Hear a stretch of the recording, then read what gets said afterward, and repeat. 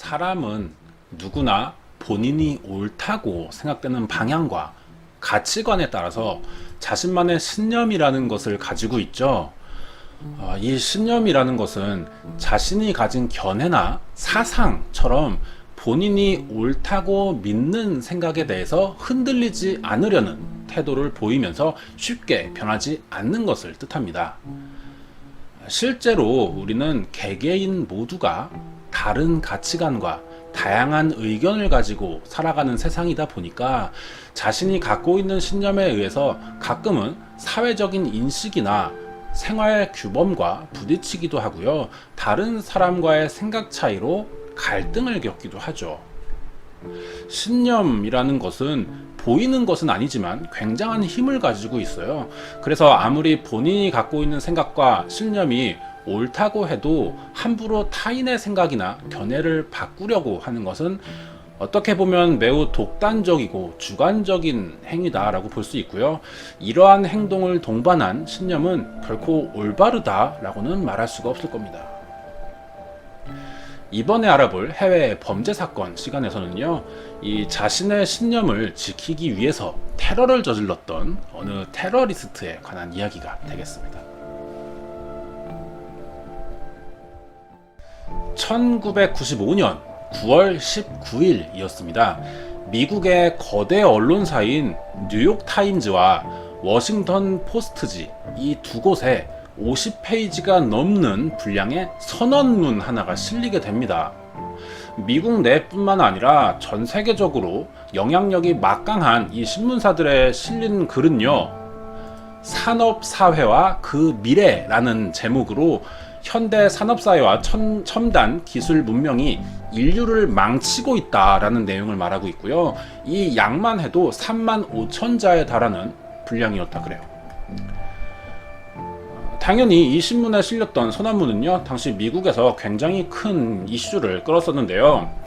방대한 양이기는 했지만 아주 문장들이 설득력 있는 내용을 가지고 있었고요. 글의 구성과 문장력이 굉장히 뛰어난 이유도 있었지만 사람들이 관심을 크게 보였던 이유로는 이 선언문이 유나 바머라고 불리던 사람이 작성했던 것이기 때문이었습니다. 유나 바머는요, 약 10년 동안 미국 내의 항공사와 유명 교수들에게 우편으로 폭발물을 보내고 있던 폭탄 테러리스트였어요. 미국 경찰과 FBI에서는 이 유나 바머를 붙잡기 위해서 높은 금액의 현상금을 걸었고요. 계속되는 테러 행위에 굉장히 예민해 있는 상태였었다고 합니다.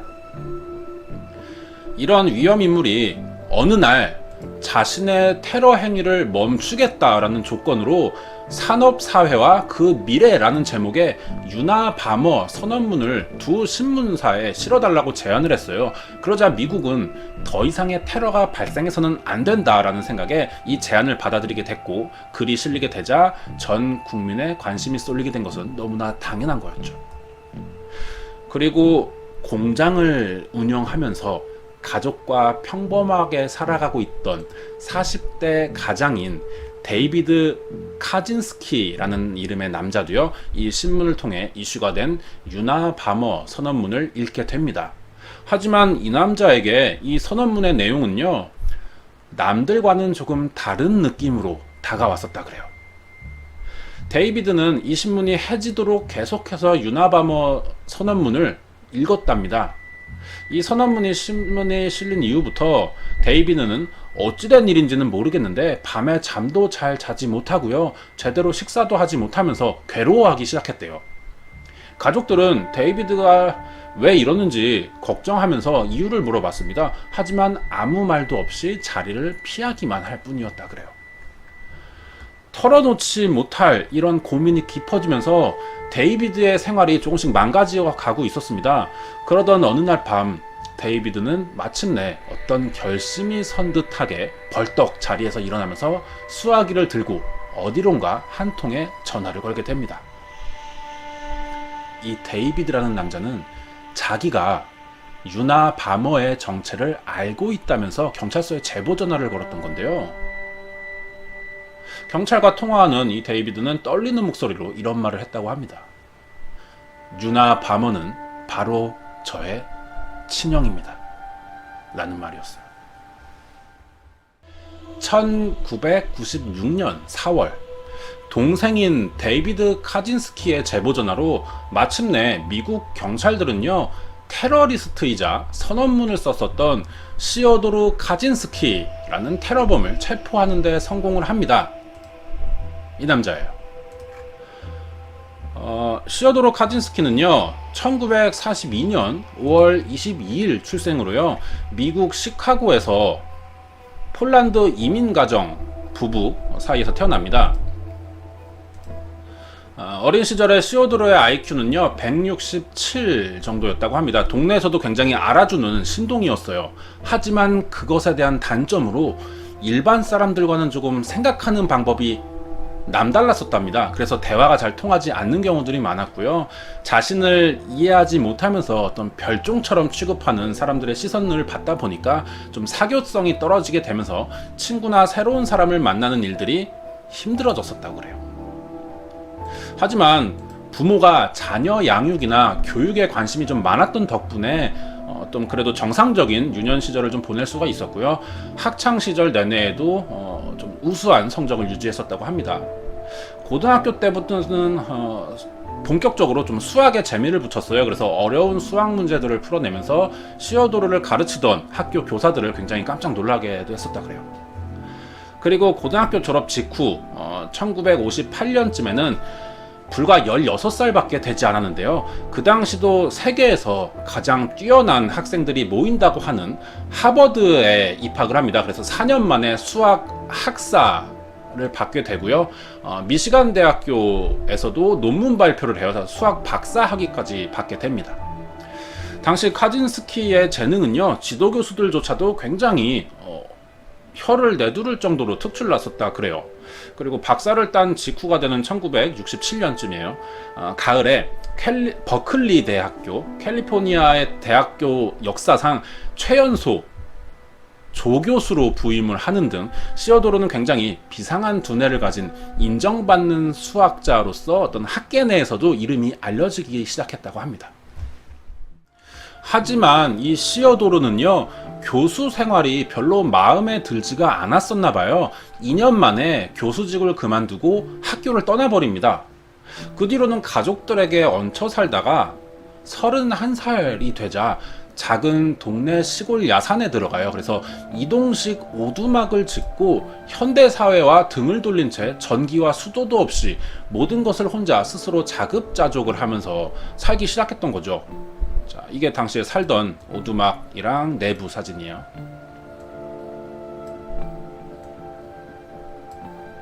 시어도르가 갑자기 산으로 들어간 이유는요, 아까 말했던 그 선언문과 관계가 있었습니다.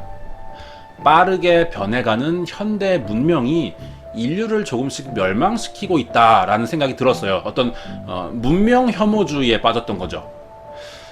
그래서 산에 들어가서 살기 시작했던 겁니다. 물론 도중에 가족들의 권유로 산에서 내려와서 다시 아버지와 동생이 운영하던 공장에 취직한 적도 있습니다. 이런 어떤 사회로 돌아오기 위한 노력을 보여주기도 했어요. 하지만 사고를 쳐요. 공장의 여성 관리인을 추행하는 바람에 동생에게 해고당했었다고 합니다. 그리고는 다시 시골로 이렇게 산으로 들어와서 세상과 연락을 완전히 끊은 채 은둔 생활을 시작했죠.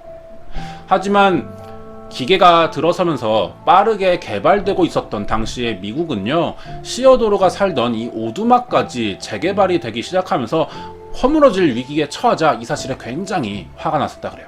그리고 이 분노를 현대 사회를 발전시키는데 일조를 하던 학자들과 컴퓨터 개발자들, 그리고 개간 사업을 하던 사업자들에게까지 돌려버리기 시작합니다. 시어도르는 자신의 오두막 안에서요, 무정부주의에 대한 책을 읽었어요. 그리고 사회에 대한 분노를 계속 키워왔고, 그 해 1978년부터 독학을 합니다. 테러를 하기 위한 독학이죠. 폭발물 제조법을 익혀요. 그래서 자신이 생각하는 인류를 망치는 데 일조했다라고 생각되는 사람들에게 우편을 통해서 폭발물을 배달하는 테러 행위를 본격적으로 시작하게 됩니다. 시어도르의 첫 번째 타겟은요, 대학에서 엔지니어링 기술을 가르치던 크리스 부클리라는 교수로 자신이 만든 폭발물을요 우편으로 보냅니다. 자, 폭발물은 이런 식이에요. 이렇게 자신이 독학해서 개발한 폭탄이고 어떤 책의 형태로도 우편을 보냈다고 해요. 책을 이제 소포로 보냈겠죠. 그래서 받아서 열면 터지는 식으로 작동이 되게 설계를 했었다고 합니다. 자신이 만든 폭발물을 이렇게 우편으로 보냈어요. 하지만 익명으로 배달이 됐단 말이에요. 그래서 시어도르의 이 소포를 경비원이 대신 풀어봅니다. 그래서 첫 번째 테러는 실패로 돌아왔죠. 그 경비원이 아마 크게 다쳤을 겁니다. 그리고 이후에 타겟으로 삼은 사람들인데 그 같은 학교 대학의 학생과 항공사, 항공기 공장, 그리고 어떤 유명 명문 대학 교수 등으로 주로 대학 교수들이랑 어떤 항공사에 관련된 사람들을 노렸어요. 이것을 이유로 미국에서는 범인의 이름을 대학, 유니버시티, 그리고 항공사, 에어라인, 그리고 폭파범, 부머의 약자로 유나바머로 부르기 시작했어요. 이것들 대학, 항공사, 폭파범 이 세 단어의 머리 글자들을 따서 유나바머로 불렀던 겁니다. 그래서 이제 숨어있는 시어도르를 추적하기 시작했죠. 1978년부터 처음 시작된 우편물 폭탄 테러가요. 처음에는 되게 가벼운 화상 정도만 입을 약한 수준의 폭탄이었는데 이게 시간이 지나면서 유나바모가 점점 어떤 그 제조 기술이 늘었겠죠. 그래서 폭탄들의 위력이 점점 강해졌고요. 그렇게 테러를 당했던 사람들은 실명을 당하기도 했고 한쪽 팔이 절단될 정도의 큰 부상을 입기 시작했습니다. 그리고 항공사로 배달되었던 폭발물은 항공기 운항을 하는데 차질을 줄 정도의 위력이 큰 폭발물이었었다고 합니다. 그 뒤에는 아마 1985년이었을 거예요, 기억하기로. 캘리포니아에서 컴퓨터 사업을 하고 있던 휴 스컬톤이라는 사람이었는데 못과 유리 조각들로 만든 그 시어도르의 폭발물에 의해서 사망하는 사고까지 생깁니다. 이와 비슷한 테러로는 2년 후 솔트레이크 시티에서 또다시 발생했었는데요. 이번에도 컴퓨터 매장을 운영하던 사람이었는데 왼쪽 팔에 신경 손상을 입습니다. 테러로. 이후에 갑자기 이 테러가 멈춰버리게 돼요. 6년 동안 잠적기를 가져버립니다. 그 뒤에 93년 됐어요. 유전학자인 사람에게 다시 폭발물을 보내기 시작했고요. 이 사람은 청력 손상과 손가락 3개를 입는 부상도 당했었다고 합니다. 잇따라서 계속해서 보내기 시작해요. 1994년, 95년 뭐 광고업계 사람들도 노리기 시작했고요. 어떤 회장, 좀 고위층 사람들이었다 그래요. 폭발물 우편을 보내서 사망을 해요. 연달아서. 이렇게 총 22명의 중경상자들이 발생했고 3명의 사상자가 발생했습니다. 이 폭탄 테러는 그리고 다시 한번 어느 순간 멈춰요. 아무도 이유를 모르죠. 사람들은 그렇게 생각했어요. 테러가 멈춘 걸 보니까 이 유나바모가 이제 테러를 하지 않겠구나라는 생각이 들었어요. 하지만 아무도 확신할 수는 없는 상태였죠.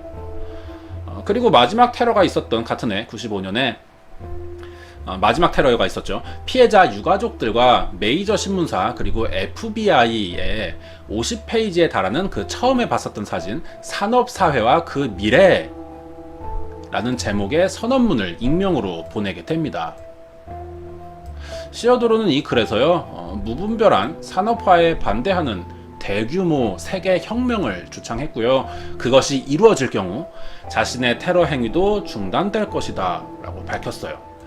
이 선언문을 보냄과 동시에 시어도르는 FBI 국장을 비롯한 주요 정치권 인사들에게까지 테러 협박 편지를 보내면서 사태가 점점 심각해졌죠. 그래서 겁에 질린 사람들은 결국 시어도르의 요구대로 뉴욕타임스지와 워싱턴 포스트지에 선언문을 싣기로 결정했던 겁니다. 그리고 이 사진이 좀 큰 아이가 유나바머이고요. 동생이 이제 키가 작은 쪽이 동생입니다. 형제 사진이죠. 동생이 신고를 했던 거잖아요. 이 유나바머 선언문이라고 불리는 시어도르의 글을 읽은 동생 데이비드 카진스키의 결정으로 제보를 하게 되죠. 그래서 약 16년 동안 미국 전역을 떨게 만들었었던 폭탄 테러범인 유나바머인 시어도르 카진스키가 결국 체포가 돼버립니다. 유나바모가 체포가 되자 이제 오두막에 경찰들이 진입해서 여러 가지 증거품을 수집했죠. 당시에 이 글이 신문에 실렸었던 그 선언문의 그 초안 원고이고요. 이거는 폭탄을 배달했을 때 입었던 의상이에요. 신발이랑 그것들이 이제 증거품으로 발견되었고 재판에 이제 법원에 제출되었죠. 유나바머 검거에 결정적인 단서를 제공한 데이비드 카진스키는요, 동생, FBI가 내건 현상금 5,000달러를 받았어요. 하지만 대부분의 현상금을요, 희생자 유가족들에게 나눠줬고 형이 저지른 범죄에 대해서 사형만은 면해줄 것을 요청하면서 대신 용서를 빌었었다고 합니다.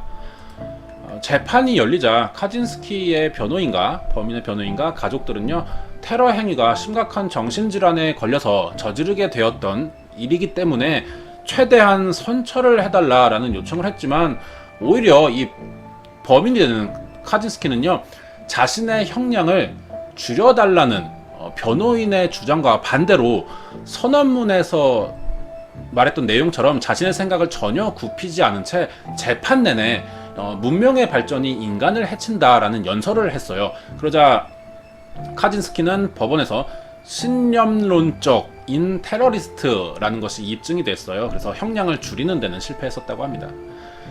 결국 이 형량을 줄이는 데 실패하자 변호인단이 대안으로 사법 거래를 선택했어요. 어떤 카진스키의 폭탄 제조 방식이었던지 이것을 이제 다음 범죄를 예방하기 위해 했던 거죠. 어떤 범죄를 좀 줄일 수 있는 사법 거래, 플리바겐 제도라고 하거든요. 이것을 이용해서 제안을 했어요. 그래서 검찰이 제안을 받아들였고 사형을 받을 뻔했지만 1998년에 무기징역으로 형이 감형되면서 현재도 미국 내에서 가장 경비가 삼엄하다라고 하는 교도소 플로렌스 교도소에서 복역 중에 있습니다. 이 사진은 현재에도 유나바머가 수감 중에 있는 플로렌스 교도소입니다. 유나바머의 범죄 행각은요, 개인적인 원한 관계에 의한 테러가 아니라 미국 각지에서 산발적으로 터지고 있던 터에 수사에 굉장히 어려움을 주었었다고 합니다. 거기에 지문이나 범인을 추적할 수 있는 증거도 없었고 직접 만들었던 수제 폭발물은 굉장히 높은 정확성을 보여줬다고 해요. 16번 중에 단 2번만 불발이 났었다고 합니다. 개인이 독학으로 인해서 전문가가 아닌데 만들었는데 이런 정확도라면 굉장히 정교하게 만들었다는 얘기가 되겠죠. 하지만 자신의 입장을 단단히 보여주는 글과 협박 편지로 인해서 덜미를 잡히게 됐던 거고요. 결국 자기 동생의 제보로 검거당하는 상황이 됐던 겁니다. 유나바머의 수사와 체포 과정에서 FBI가 투입했던 수사 자금은요, 5천만 달러에 달하는 큰 금액이었어요. 이것이 미국 역사상 최고 금액의 수사 비용이 사용되었었던 사건으로도 기록되고 있습니다. 하지만 검거 과정보다 더 논란이 됐던 것은요, 카진스키가 자신의 인생이나 테러 사이의 어떤 상관관계였던 건데요. 한때 수학 천재로 불리던 중산층 출신의 인재가 왜 이런 악질 테러범이 되었느냐에 대한 궁금증이죠. 이것에 대해서도 굉장히 체포 이후 심리학계와 교육학계에서도 높은 관심을 받았었다고 합니다. 시어도르의 범행은 범죄자는 교육 수준이 낮고 가정폭력이 빈번한 저소득층 가정에서 발생한다라는 이러한 범죄 통계를 깬 사례가 되었고요. 동시에 유아나 청소년 교육에 있어서 지식의 기계적인 전달보다 인성이나 심리학을 통한 접근이 더 세밀하게 이루어져야 한다라는 어떤 교육계의 책임도 좀 제기되었습니다. 게다가 카진스키의 선언문은 객관적으로 봤을 때 굉장히 논리적이고 짜임새 있는 철저한 자기 방어 기제로 구성이 되어 있어요. 하지만 대부분의 주장에서 상당 부분은 좀 도덕성이 결여되어 있다고 합니다. 그래서 심리학적으로 봤을 때 좀 삐뚤어진 고학력자의 모습을 보여주고 있다고 그래요.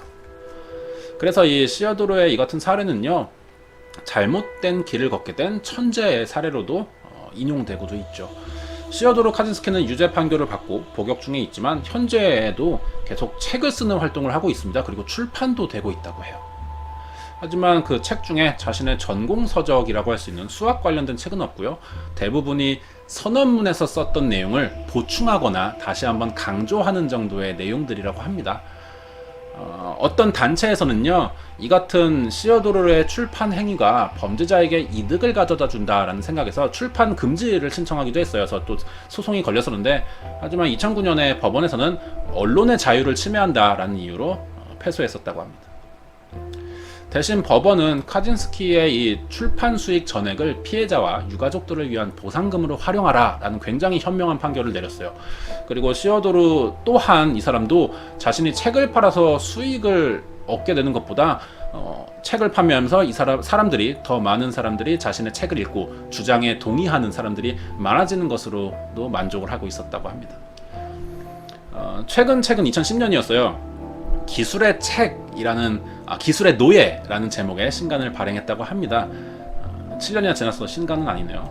한때 미국의 학자들과 항공사들을 벌벌 떨게 만든 유나 바머 시어도르 카진스키는요, 지금도 자신의 신념을 굽히지 않은 채 계속해서 자신의 주장을 펼치기 위한 글을 쓰고 있다고 합니다.